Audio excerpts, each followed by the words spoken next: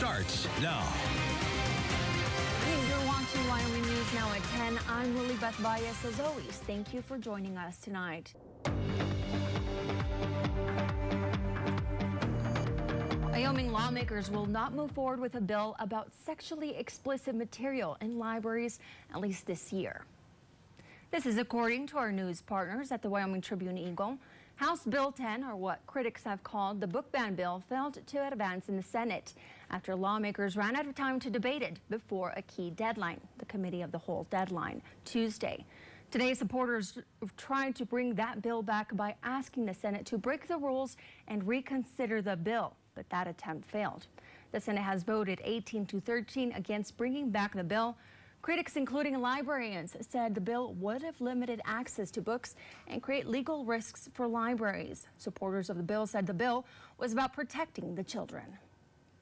Meanwhile, a controversial abortion bill in Wyoming is now headed to the governor's desk. The Wyoming Senate has passed House Bill 126, known as the Heartbeat Act. It would prohibit abortions after fetal heartbeat is detectable, but which can be as early as about 6 weeks into pregnancy. The bill has a few restrictions in place regarding potential danger to the mother, but none in cases of rape or incest. The debate comes as Wyoming's abortion laws are already being challenged in court. Earlier this year, the Wyoming Supreme Court ruled the state's constitution gives adults the right to make their own health care decision. There were only 4 nays in the final vote from 2 Democrats and 2 Republicans. If signed by Governor Gordon and barring any immediate lawsuits, the Heartbeat Act would take effect immediately. After settling a $170 million difference between the House and Senate versions of the budget, a final budget bill has been signed into law by Governor Gordon. Reporter Grace Swanke shares more on some pieces lawmakers had to fight for. The Wyoming legislature has officially adopted a biennium budget for years 2027 through 2028. Lawmakers say that it's just about $50 million less than the governor's initial recommendation. By your vote, you have chosen to adopt,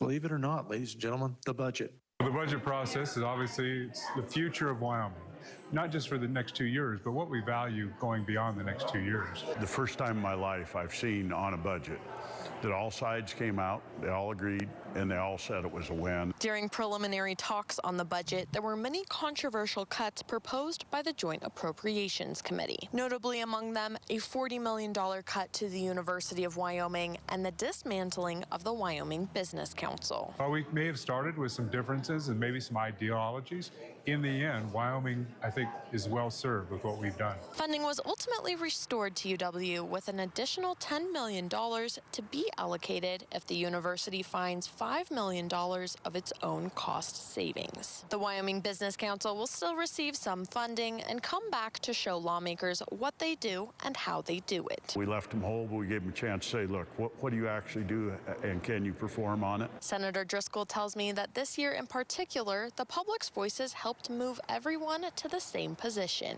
I think we really found that when the constituents speak loudly, we represent them and we all come a lot closer together. Wyoming is has a great future ahead of it, and this budget is a part of that. The governor officially signed the budget bill into law on Tuesday. Reporting from Cheyenne, because local matters, I'm Grace Swanke, Wyoming News Now. The budget bill lawmakers sent to the governor includes funding for Wyoming Public Media. Freedom Caucus slashed that money from the budget ahead of this year's session. However, both chambers ultimately agreed to include the funding. Wyoming Public Media is headquartered on the University of Wyoming campus and receives about $800,000 from the university's annual state aid. That's roughly 17% of the station's operating budget. Now let's head out to Chief Meteorologist Carl Rippey for a look at how our weather is shaping up. Well, it's chilly. It's on the edge of being cold out here on the weather deck. A little bit of a breeze also. We have some clear skies, and that heat that we gained during the day, it's kind of a distant memory. It'll be a cold start in the morning. As far as how it looks and what we have going on, we see a few clouds building in. That storm system is inching in on us. It's in eastern Idaho now. It's going to hang up on the western ridge, and it'll eventually filter into the lower elevations as we get into our Thursday afternoon and late. So tonight's going to be mild for the most part. By comparison, we're still above what we would normally be this time of year.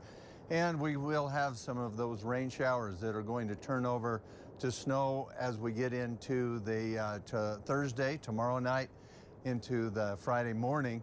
Snow and rain are going to be part of our forecast also for Friday, and it'll be blustery. We'll have some winds that'll pick up. They may be as strong or stronger as we experienced today. We did have some late day winds, and some of those readings came up. 37-mile-an-hour gust in Casper was kind of the high reading. 56 for us in Cheyenne is what we made it up to today. We'll talk about that change in our weather pattern coming up in a few minutes.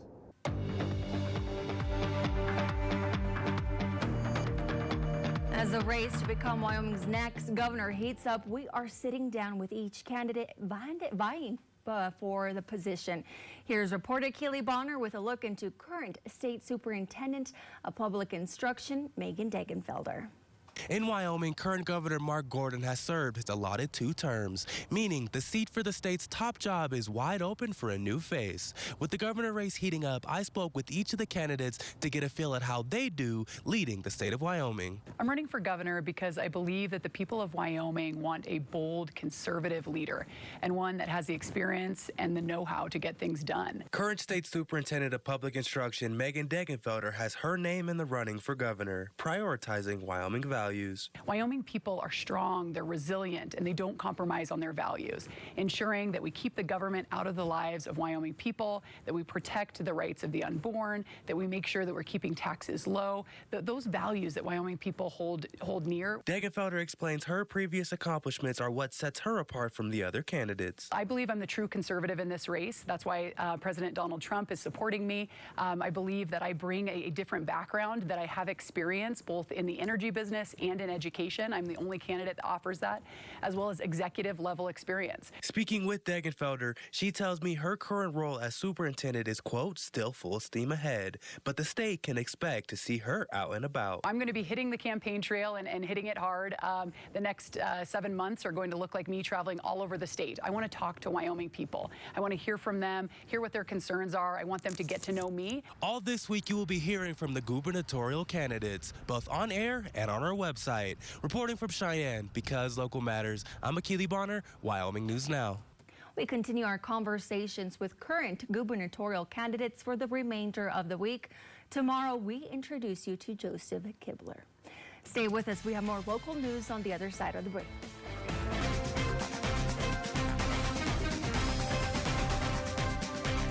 After 15 years, the city of Lander has a new police chief who is ready to take on the role and continue to help build the department's relationship with the community.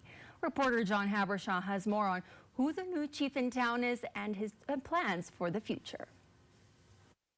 After serving as interim police chief since April of 2025, the city of Lander has officially sworn in Kelly Waugh as their new police chief, a feeling he tells me is still surreal. There are still days that I think, man, do I really belong here? Born and raised in Buffalo, Wyoming, Lander Police Department's police chief Kelly Waugh has over 20 years of law enforcement experience, having started in Johnson County as a detention officer in 2004. I was in detention for just over a year, and I moved over to the patrol division, did an additional 9 years with Johnson County on the patrol team, and then I transferred up to Sheridan. And I'll be honest with you, the move for me was, it's hard to be a cop in a town you grew up in. Now that the job is officially his, Waugh tells me he hopes to bring many things to the department, but the one thing he wants to put a focus on is the mental health of his officers. We work a thankless job. We see things that most people don't see. Most people, 2 to 5 major incidents in their life, and my guys are 400 to 600. And we've got a job as supervisors and leaders to make sure that we're checking in with them and making sure they're squared away mentally. Waugh explains how grateful he is to be in the position that he is in now, and he'll do it to the best of his abilities for as long as they let him. I have a lot left to offer. There's a lot of growth and a lot of change to continue to have in Lander. And I love what I'm doing right now. I'm still having fun. The day that I decide I'm in the way of growth, then I'll probably leave. But that's years and years down the road. Reporting in Casper because local matters, I'm John Habershaw, Wyoming News Now. Later this year, Chief Wah plans to launch a 6-week Citizen Police Academy to give residents greater insight into department operations and foster transparency and trust. Kimball's interim police chief is resigning after nearly 3 years with the police department. Sergeant Jose Barbosa's resignation is effective as of March 22nd. He spent the past month as the interim chief following the resignation of Chief Jose Ruiz. We reached out, but Barbosa gave no reason behind his resignation. There's a new plan that changes what people can buy with food assistance here in Wyoming. Governor Mark Gordon met with federal officials today, including Health and Human Services Secretary Robert F. Kennedy Jr. to sign the Wyoming's Healthy Choice Waiver starting February of next year. SNAP benefits in Wyoming can no longer be used to buy sweetened carbonated drinks like soda. And the following year, in 2028, that ban would extend to candy. State officials say the waiver was developed after months of public feedback. Governor Gordon says the change is about improving long-term health for Wyoming families, not government overreach. Meals on Wheels is celebrating its 56th anniversary with the community all month long. Getting March for Meals started are 2 proclamations, one from Cheyenne Mayor Patrick Collins and the other from Wyoming Governor Mark Gordon. Both the leaders of the city and state commemorated Meals on Wheels for their accomplishments in service to both residents and their pets. Mayor Collins is getting in on the Meals on Wheels fund as well, as he will be volunteering on location this week. The family of a Buffalo police officer that was seriously injured following a head-on crash over the weekend is asking for help from the community. A GoFundMe has been set up for Officer Cody Thomas, who was returning to the academy in Douglas Sunday night.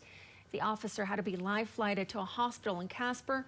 Thomas is receiving medical care for serious but non-life-threatening injuries. So far, the community has raised nearly $6,000 for the Thomas family. We have a link to the GoFundMe on our website, WyomingNewsNow.tv. Wyoming Highway Patrol says the head-on crash claimed the life of a person in the other vehicle. East High School has begun its first week of their new JROTC drone program. Madison Laracuente has the story behind the legacy that this program is rooted in. I'm here at East High School for the flag ceremony honoring U.S. Air Force Technical Sergeant John A. Chapman that has inspired the start of the school's JROTC drone program. Here's how the program will carry his legacy. Group, attention! Us being in the junior ROTC, it extends that community out to John and his legacy. Although John A. Chapman was not a part of Wyoming during his time, his family's legacy carries on today. East High JROTC instructor Sergeant Don Elias tells me he had the honor of teaching Chapman's nephew, 4-year JROTC cadet John Long Frintz, who shared the story which pioneered the idea of the drone program. When he was in my class, just hearing the stories, I had to do it. I had to dedicate this program in his honor. Sergeant Chapman earned the Medal of Honor for Extraordinary Heroism in the battle at Tucker Gar in March 2002. The reason his courageous actions were known is thanks to the CIA drone footage, which in turn sparked the idea of East High's JROTC drone course. If it hadn't been for that drone footage, John would not have received the Medal of Honor. Sergeant Chapman's sister Lori Longfrance tells me she's excited for East High's opportunity to extend her brother's legacy. These kids are going to learn how to use them for good. And, you know, if some of them go on to join the Air Force or one of the other services. The East High JROTC drone program will be a 4-week-long course every March. Reporting from Cheyenne, because local matters, I'm Madison Laracuente, Wyoming News Now. The East High Junior ROTC drone course has partnered with the Cheyenne Police Department to help them get their drone license as well as certifications through the FAA agencies. And spring is packing its bag. Winter is moving in. Talk about that next.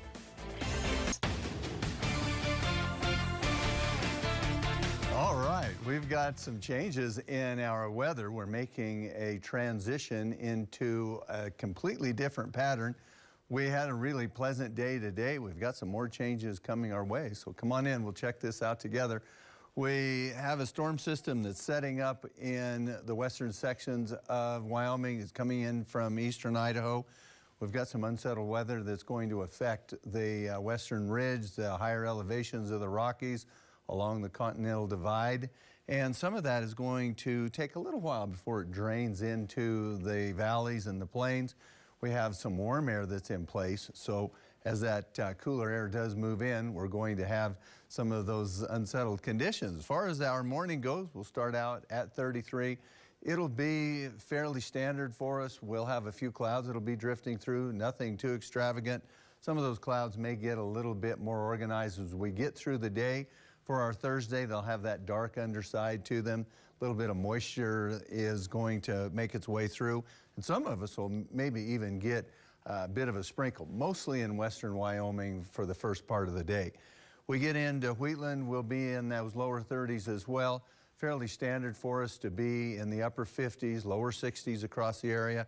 We'll have our share of sunshine. Late day, though, that is going to change over. Those clouds will get more organized, and they'll have more of that active weather as we get into the afternoon. For us in Douglas, we start out below freezing. It'll be a nice day. First part of the day is going to be beautiful into the late afternoon. We start to see some changes, but we will make it up into the upper 50s. It'll feel pretty good, lots of sunshine around, and we'll be fairly calm as well. We'll have a light breeze in Casper at 36 to start, so a little bit of wind chill for us. 52 as we finish out. We may even get up into the mid-50s as we get up even past Bar None. Up to Antelope Hills, we'll have some of those lower 60s as well. 35 to start in Riverton. Nice day, really nice day. Fairly calm, lots of sunshine, lower 50s. Some of those clouds start to build in a little earlier in the day. That storm system making its way over the Wind Rivers, and we see some of those clouds try to build in. You kind of notice them. They're on the western side of Wyoming, and they're going to continue to push through, and they're going to push through with some cooler air. It'll be about 20 degrees in Yellowstone, mid-20s Jackson, also Kimmer, Evanston. We get a little warmer as we move into central and to the eastern side of Wyoming as we start out mid to upper 30s here and there, kind of a mix. And then as we make it to the daytime highs, same kind of scenario where a little cooler in western Wyoming, especially the higher elevations. We start to warm as we get into eastern, especially southeastern Wyoming. Western Panhandle and Nebraska, we're seeing some 70s and some upper 60s. And with all that warm air in place, that's really going to be a trigger for this storm system that's coming in, because this warm air is going to meet up with that cooler, more moist air, and that's going to cause some of these showers to start to really fire off. We'll have some rain showers. We'll have some of these snow showers. Down in the Bighorn Basin, we'll notice that some of those rain showers will be a little more prevalent, a little warmer down in the lower elevations. Rain-snow mix in the medium elevations, and then along that western ridge and higher peaks, we'll have some of that snow. As it cools off for our Friday, which it will do, we'll have some of those lower 30s for the daytime highs. It's not going to get much above that 30-degree mark for us on Friday. So we transition into that unsettled weather. Saturday, that storm system makes an exit. We have some sunshine. We recover a bit, lower 40s. We get into Sunday. We make it into the mid-50s, 60s for us on Monday. Not too bad as we get into the first part of next week. But then we get a little blustery and we bounce around in the 30s and 40s. Same with us in Casper, fairly active for our Friday. Saturday, Sunday is going to be kind of that transition. And into Scotts Bluff, we have a warm weekend as we start out, and it gets even warmer as we finish Monday in the lower 70s. That's a sure sign of spring right there. We'll have more for you after the break, so don't go anywhere.